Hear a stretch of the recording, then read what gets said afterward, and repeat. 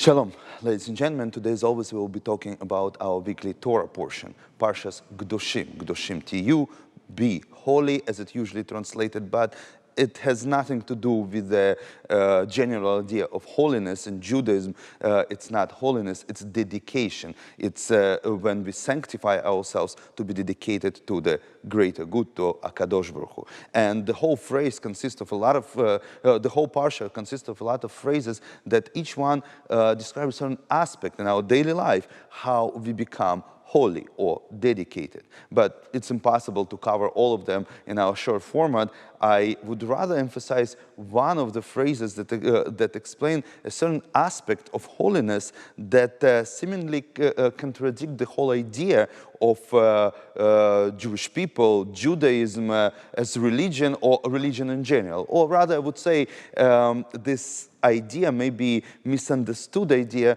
kind of came back from the world religions that descend from Judaism back to Judaism. Jewish people, Judaism as religion, always was perceived as a religion of kindness, people of kindness. We're always ready to come and help, even we were not asked to do so, especially in recent generations when, for example, Israel Defense Forces, they have a special unit that responds to all the disasters around the world. When Israel accepts refugees from around the world, for example, from Sudan, where is Sudan, where is Israel? Even today, when Israel receives refugees from Ukraine and I hopefully understand the geography. Israel is not the closest country to Ukraine, and still it's here a lot of criticism from Ukraine that it doesn't do enough. What can we do? The kindness is in our DNA. We're always ready to help, even we are not asked to do so.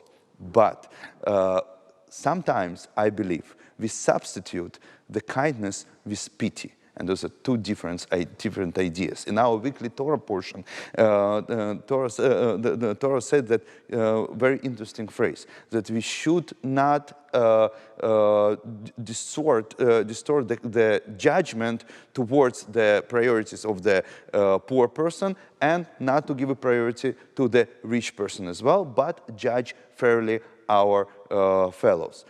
For the simple reader of our days, it's seemingly phrase that protect the humanitarian rights of the poor people from the wealthy, from the capitalism, from the people that have a stronger position in this world.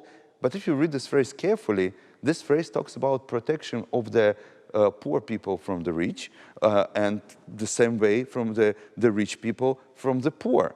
It's not inspiration for Les Miserables that we should pity everybody. No, it tells us that the judgment, the justice in the judgment has nothing to do, not with kindness and not with pity. Unfortunately, today we live in a world where the conflicts are resolved not based on the justice, but based on whoever plays better role of the victim. And the Torah 3,300 years ago tell us and warn us from the society where we will pursue redistribution of the wealth, or in other words, when we substitute the justice with the pity, and then we can forget about kindness. Thank you very much. I see you next week.